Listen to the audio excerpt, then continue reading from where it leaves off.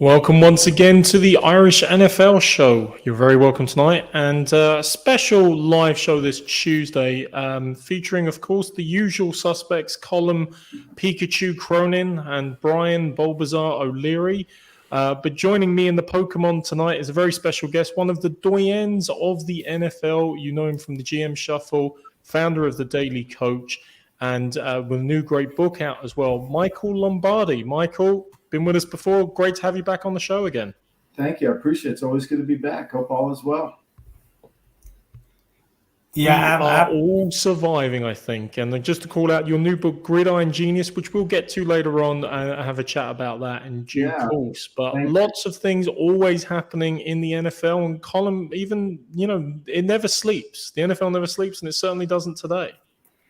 No, absolutely. Today, I suppose the big news, Michael, and the first thing we have to discuss is the news coming out of Tennessee with the Titans moving on from John Robinson. I mean, it's I suppose it's surprising, perhaps, the timing of it, but we have seen Amy Adams she fired Mike Mularkey after he won a playoff game, and now she's moving on from her GM, who's been quite successful in terms of what the team is, and obviously sitting atop the division. But the feeling from others is that there have been a lot of mistakes. There's the Bud Dupree contract, there's the AJ Brown trade, and obviously AJ Brown puts on quite the performance at the weekend. What is your take on the move that the Titans have made here? Well, I think there's a accumulation of events. I don't think it's one singular event. Certainly the first round draft picks have not been great for John Robinson. And some of the decisions he's made over the recent years, whether it's the Julio Jones decision, whether it's the AJ Brown decision, looking at his team, I think Mike Vrabel has done a really good job of being able to cover up the sins of their lack of personnel acumen. And then, there was the incident with the plane ride home from Green Bay, where, Todd Dowling, the offensive coordinator, was arrested after the game for drunken driving. Somehow, when there's not supposed to be alcohol on the plane, which is essentially the job of the general manager, is to make sure that those rules are adhered to. Now, I'm not saying that John didn't. I'm just saying I think there's some things here that kind of link up. It's the timing of this. More than anything, though, I think when you look at some of these draft picks that they've had, whether it's Caleb Farley, whether it's the kid from Georgia that never played, Wilson, never even suited up in the league. I mean, it's been kind of hard for them to overcome, and yet Vrabel's been so good. So I think that those are kind of the reasons. And look, it's not always about the one-loss record. It's about the foundation of the team for the general manager. Another breaking news story this evening, Michael, Baker Mayfield has landed on the waiver wire and landed with the Rams. I took in your podcast yesterday, and there was a conversation about Tennessee going to San Francisco. It didn't really make much sense. Maybe it was an opportunity for him to maybe play back up to Brock Purdy after his strong performance the weekend. The Rams seem like a team in no man's land. They've no first-round pick next year, and they're going to pay him the $1.4 million salary, but he's a free agent come the end of the season anyway. Are you surprised by this move? It just doesn't seem to make sense. I thought Walford played reasonably well, and they have had a rookie there who played against the Chiefs recently, so I thought they would have given him a bit of an opportunity.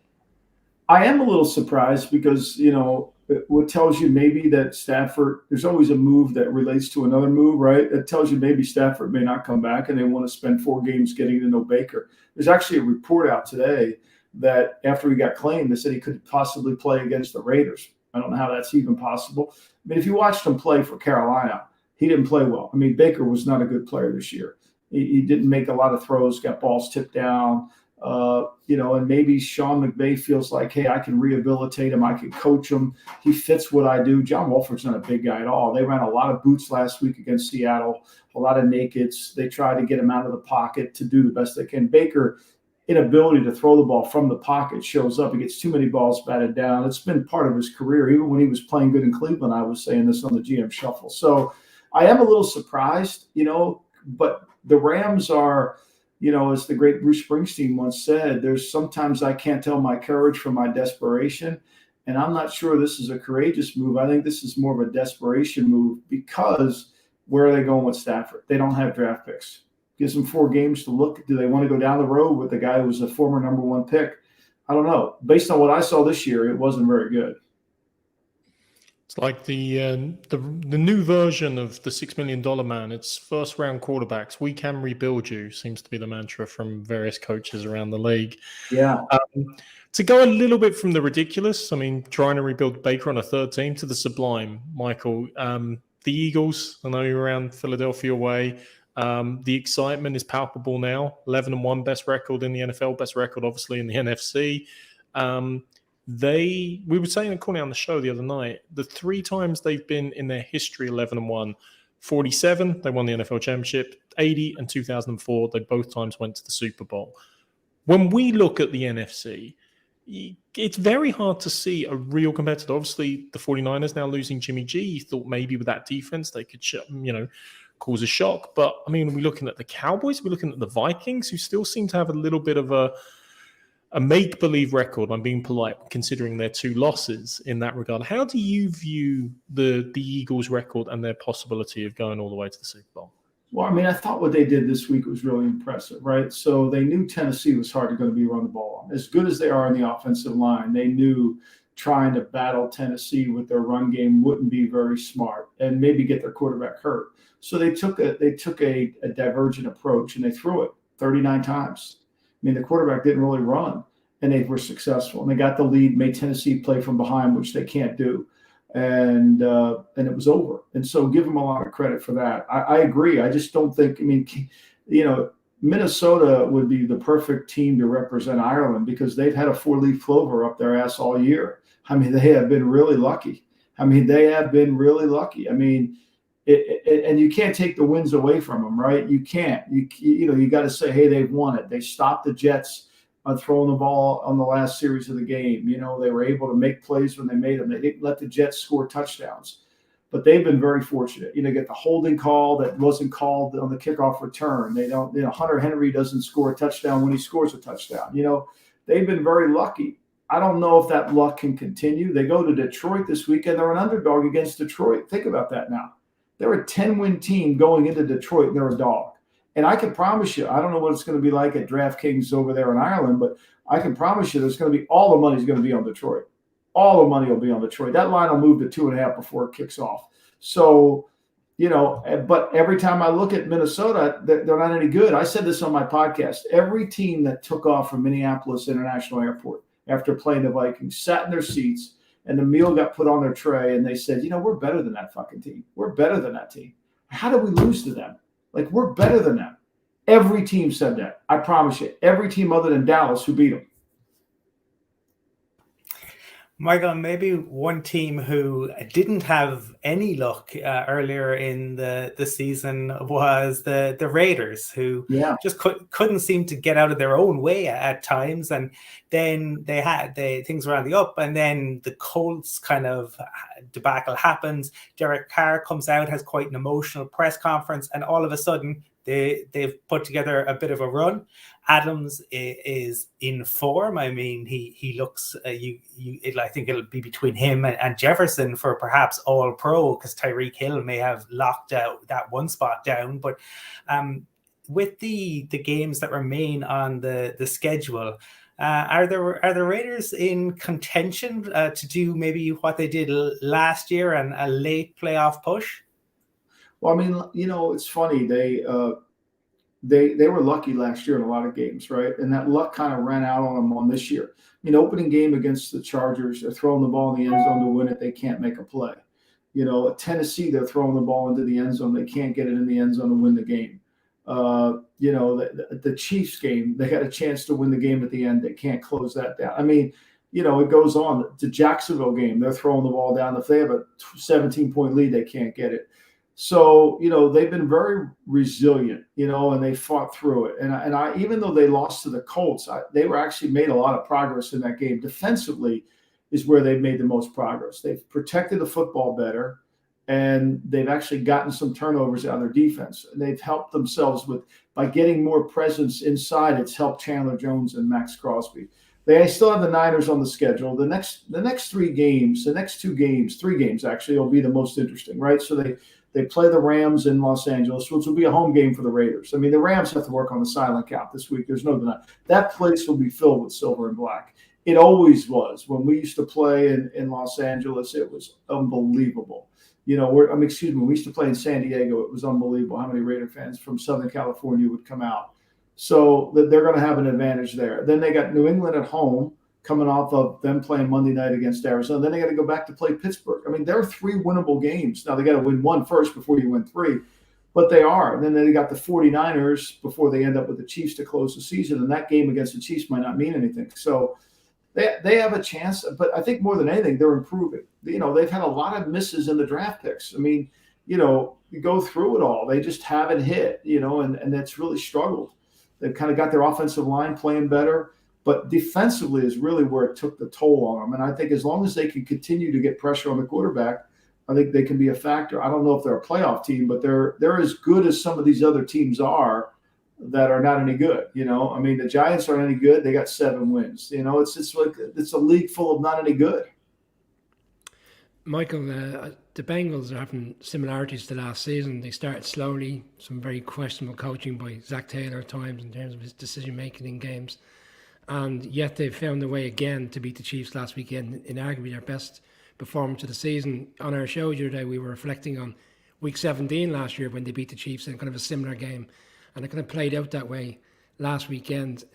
Do you see them as, I wouldn't say a dark horse, but like this late push, especially with Lamar Jackson being injured now in the division, that they might actually end up winning this division again and being very strong within the playoffs? Like the week before, they had a really strong performance in terms of going into Tennessee as well and winning that game. Well, look, they turned the ball over 5 times in the opening game against Pittsburgh. They've had 7 turnovers since. I mean, they've done a great job protecting the football. And I think Burrow is actually finally healthy and playing well now. And more than anything, his offensive line has really improved.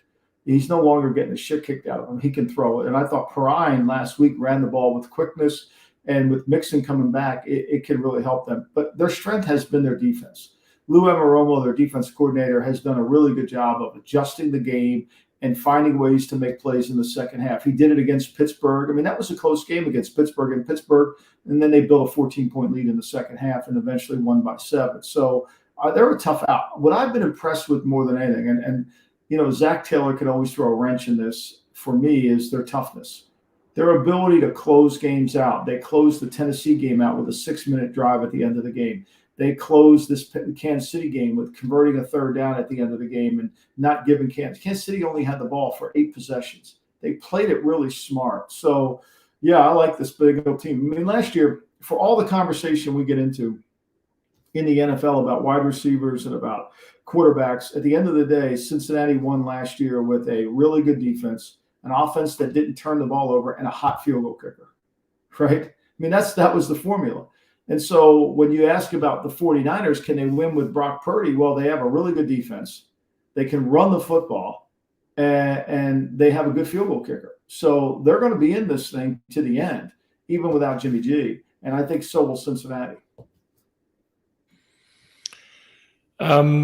Michael, it's hard in the middle of a season to kind of talk about the off season, I know, but the intrigue always fascinates us. One of the most intriguing players / sagas, and it's going to be a saga again this season, is definitely in Green Bay. And I would say specifically at the quarterback position. One of the things I love from your pod is some of the rants get from Big Daddy, and you're explaining them in relation to it. And so it's always an entertaining segment. I mean, I'm just wondering, as a former GM, being around the league and things like this, I mean, how do you see that unfolding in Green Bay? I mean, it was a saga last season. The contract structured in a way that obviously things could happen potentially this offseason. But, okay, maybe there's LA now. Maybe Tennessee, if they want to upgrade on Ryan Tannehill. The landing spots almost seem harder to pivot and I think it would be hard to trade him with the contract the way it's set up. And they guaranteed the money. I mean, they've already made the decision to bring him back. I mean, we create stories. I don't know how this is a story. Now, maybe it'll change, and maybe Rodgers will do something with his contract. But I don't. When you sign that contract and you paid him, which he deserved for being for being the MVP 2 years in a row, you made a commitment to him for 3 years, and you said, "Hey, he's our guy." I mean, Big Daddy keeps wanting to fall in love with Jordan Love. And as soon as Jordan Love throws his first incomplete, my phone will light up with Big Daddy saying that's a blown pick. I mean, he can't wait to send that text. He's already got that one ready to go. I mean, look, I think what we're seeing this year is LaFleur trying to become a head coach, Joe Barry not really doing well. I think it's funny, LaFleur gets a lot of credit for 13 wins, and Rodgers gets a lot of blame for the bad play. It's kind of interesting how it goes because LaFleur is more likable than Rodgers. People love to hate on Aaron Rodgers when, to me, Aaron Rodgers is carrying a lot of folks up there in Green Bay. Michael, I am a Broncos fan for my sins. So this is potentially a three-parter. One, is the Russell Wilson trade the worst trade in NFL history? How do the Broncos fix this situation that they find themselves in, given Russ's contract? And finally, how happy are John Schneider and Pete Carroll? Well, let's start first. I think John Schneider and Pete Carroll knew a lot more than we all did. In terms of Geno Smith, give him credit for that. I think a lot of us saw that Russell wasn't the same player. He rushed for 183 yards last year. He wasn't the same guy. Didn't have the same quickness or explosiveness. So is it the worst trade? In my new book, Football Done Right, which will come out in August, I break down a whole chapter on trades. And one of the trades I talk about is the John Hadl trade, which was hilarious, how that was made by the Packers and Dan Devine and out of desperation. But the one thing about that trade as it relates to this one is, as bad as any trade was before that trade, the Herschel Walker deal, the John Hadl deal, all those deals, they didn't have a contract attached to it.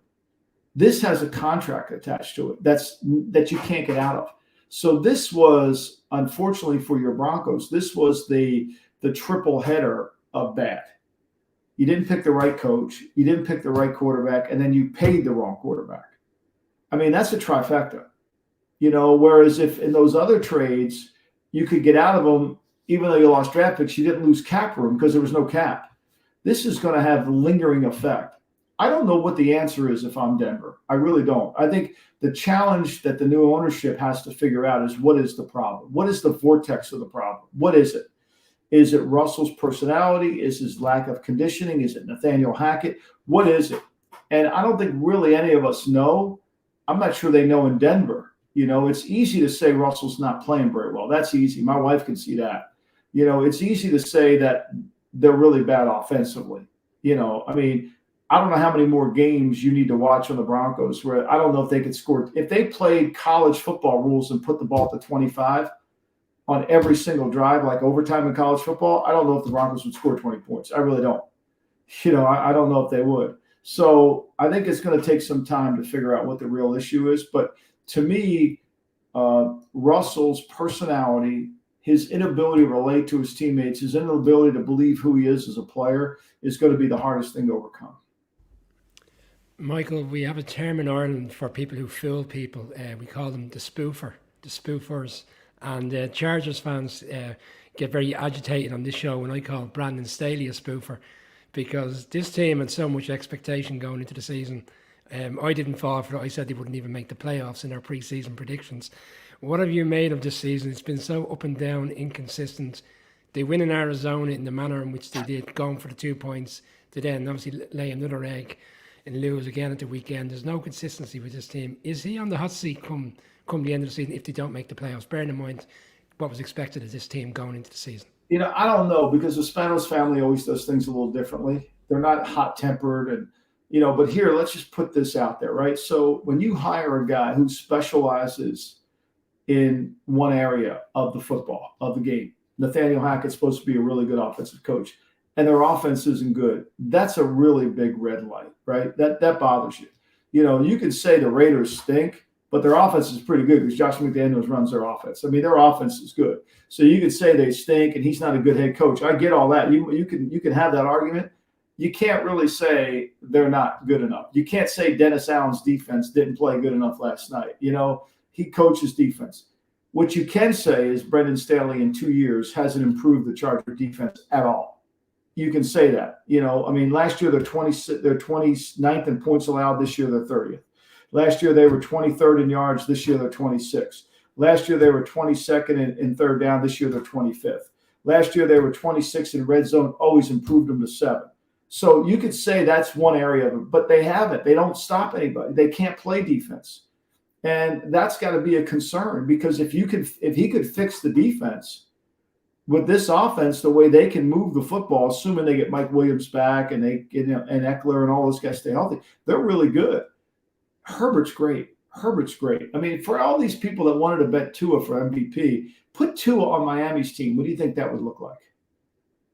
Put Herbert on Miami's team. Flip them.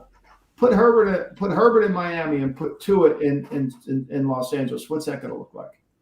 And so I think, to me, I don't know if he's on the hot seat or not, but I know this: his defense hasn't improved. And as an executive, that's all I'm looking for. Like, your strength is coaching defense. Why do we suck on defense?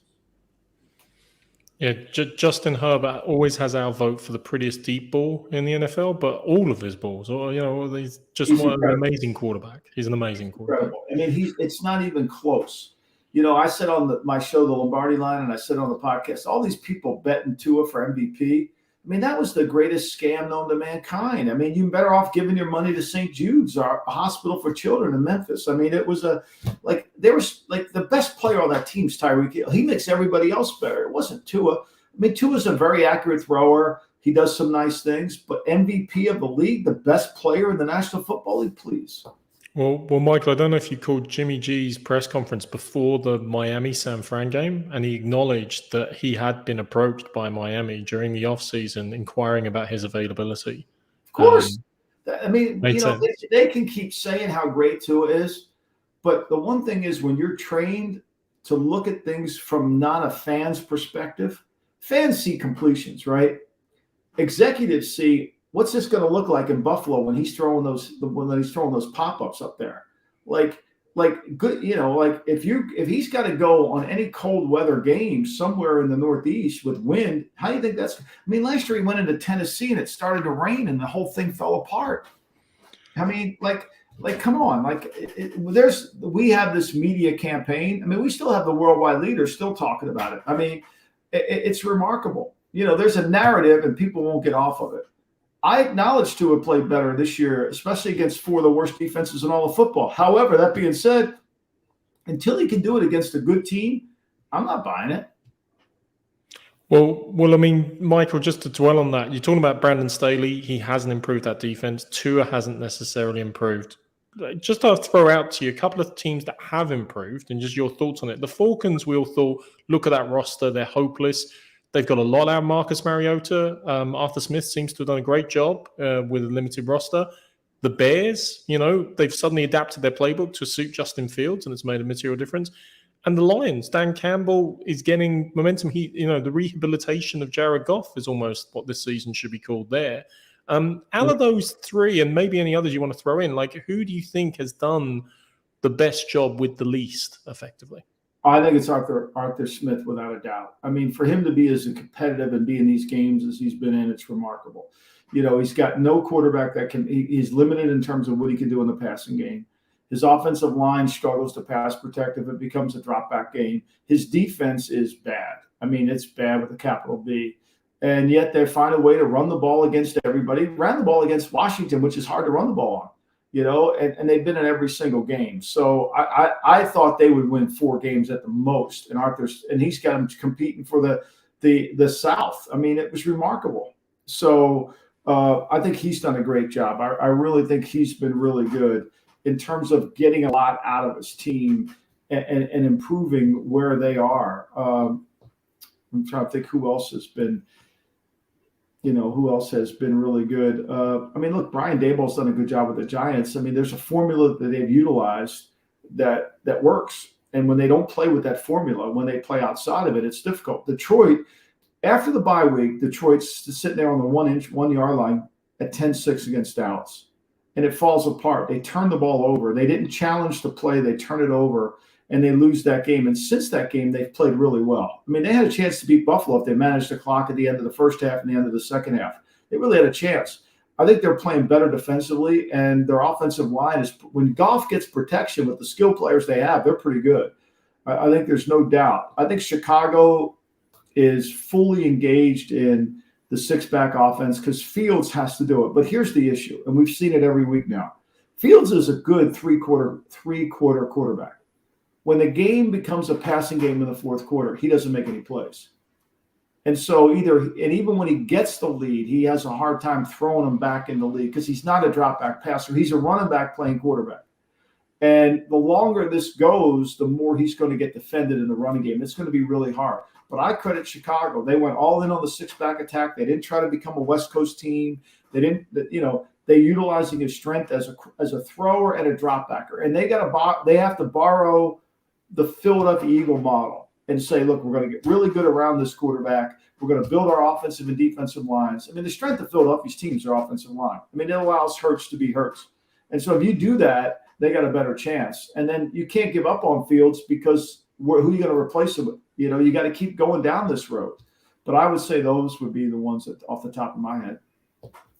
Michael, final one from me, but I'm interested in the Cowboys, right? Last year ended in disappointment on that final play that we all watched it play out. Then the offseason and over the summer, it didn't feel like they had done a lot. And there were a lot of questions about the Cowboys. And then Dak gets injured. There's the whole Zeke Pollard question. But the Cowboys over the past few weeks, I mean, to say they have dominated their opponents would almost be putting it mildly. Are the Cowboys for real?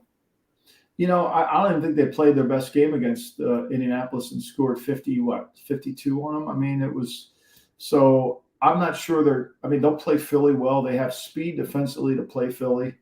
That's going to be really critical. You got to be able to cover Philly a little bit, and you got to have speed in your secondary. You got to have speed on your front seven. But they can't Dak can't play the way he did against the Colts early in the game. He can't turn the ball over. But they can run the ball. The offensive line's starting to come along pretty well. Tyler Smith's done a really good job at left tackle. They kick him into guard when Trayvon Smith comes back. Yeah, I think they are. This whole notion that they're going to sign Odell and Odell's going to make them better. I mean, do we even know if Odell's healthy? I mean, Jerry Jones said today that, he has no idea about the health of – they can't pay Odell until they see him work out, and he doesn't want to work out. Michael, do you mind if I just throw up a couple of comments from the audience before we wrap up? Just sure.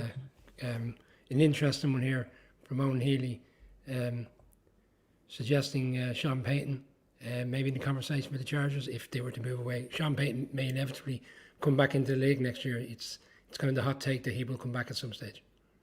Yeah, I mean, look, they still would owe the Saints compensation because his contract is still owned by the Saints. You can't just retire from the NFL. It's kind of like being in the mafia. You're kind of in for good, and you just can't walk away.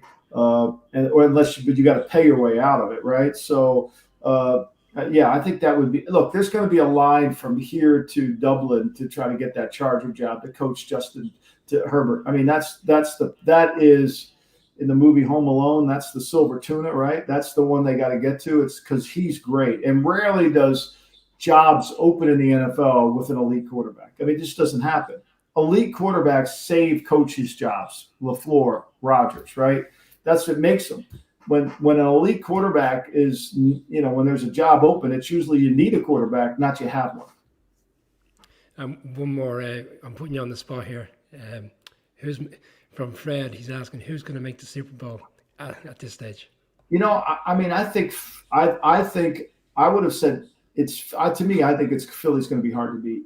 So I would say Philly and probably Kansas City. I think Mahomes is going to be hard to beat twice, but I like Kansas City and Buffalo both. But I think Philly and Buffalo, Philly and Kansas City would be my picks there. Michael, I think one time we were talking to you, The Many Saints of Newark was just about to come out, and you were very excited about it. So getting a bit of the mafioso references, the quarterbacks being made men, I imagine, as well, is always great to hear. Yeah, it was so disappointing. The Many Saints of Newark were like going to your high school reunion. You knew everybody's name. You just didn't recognize anybody. Like it was like a bad high school reunion. It was embarrassing. I was so excited to see it, and it let me down, but I'm sure we'll find something else to watch here. Well, absolutely. And you mentioned, obviously, you have a new book coming out, and just to maybe give us a little bit of a snippet or a bit of an insight as to that and when it's coming out. The next book is called Football Done Right. It's It's the manuscript is finished. It's a book about. I start off the book talking about the coaching trees in the NFL, the five, what I call the five coaching trees that really everybody kind of has come from one way or the other, the white oaks. And then I rate the top 10 coaches in NFL history. And then I talk about the trades, all the great trades that have happened. And then I talk about the NFL draft. And then I talk about television's impact on the game. And then I rate the top 100 players the way I see it. And try to tell a story a little bit different about the top 100 players, trying to get somewhere to connect it to more than just Barry Sanders has great quickness. I mean, we've all read that before. So try to shed different light on each player. And Michael, when is it out? Any chance we can put it in the Christmas stocking? August of 23. Okay. August of 23. So next Hall of Fame weekend, it'll be out. I was just about to say. Everybody will complain about my top 10, my top 20. Everybody will say how dumb I am. That's what makes good conversation. Absolutely. Just in time for the Hall of Fame game, as you say, in Canton. Yeah. So that's perfect timing. Michael, we really appreciate your time, as always. As I said before, Michael, you find on the GM Shuffle, founder of the Daily Coach as well, and on other podcasts, Lombardi Line as well, did you say, Mike? Yeah, the VSiN. On VSiN, you can catch us on YouTube, the Lombardi Line, from 12 Eastern to 2 o'clock. Patrick Maher and I, we talk about the NFL. I do it 6 days a week. Patrick's with me 5 days a week. Weekends, we go from 10 to 12. Brilliant. Maher and Lombardi. Yeah, it's all football. We don't talk about we don't talk about anything else but football. We just talk about, during this time we have to talk a little bit about college coming up, about college basketball, but it's mostly all football. Well, we've got a college football game for you coming up over here, Notre Dame Navy as well. So that'll be next August as well. I can't wait for that. Yeah, why not? Yeah, hopefully Notre Dame wear green for that game. I think they'll be lynched if they don't, frankly. So, Michael, thank you ever so much for your time and joining us on the special show. Guys, really appreciate your time. Bye-bye. Cheers. So, gents, before we wrap up, great as always to have Michael Lombardi on the show. Anything else? I mean, Monday night, it was a good game as well between the Saints and the Bucs. Tom Brady breaking some more records with an offense that still can't get over 20 points. Colin, you probably have thoughts on that. Yeah, breaking more tablets, breaking more of his vocal cords. But as I have said repeatedly, Mark, it's Tom Brady's universe, and we're all just living in it. He wants to. I really think this is the last rodeo, but he obviously wants to get to the dance one more time, because you never know what might happen. But the biggest obstacle to him getting back to the dance might be Todd Bowles. It's funny, Colin suggesting the dance when we're referring to the playoffs. I texted Bucs fans today saying, you must have been relieved and overjoyed to get the win, bearing in mind for so long it looked like the game was gone. And he said, come on, Brian, we're going to play, it's already locked in. We're going to play the Cowboys in the wild card game, and we're going to get absolutely blown the doors off. So I said, you never know, come January, these things have a way of changing. Their defense played really well last night. The defense played really well in Dallas in week 1. All you need to do is give Brady an opportunity at the end. The Saints were kicking themselves. I mean, that Taysom Hill drop at the end when it looked like he's going to be having nightmares about that play. And then obviously the Ingram going out play as well. There was plays again, unfortunately, for the Saints.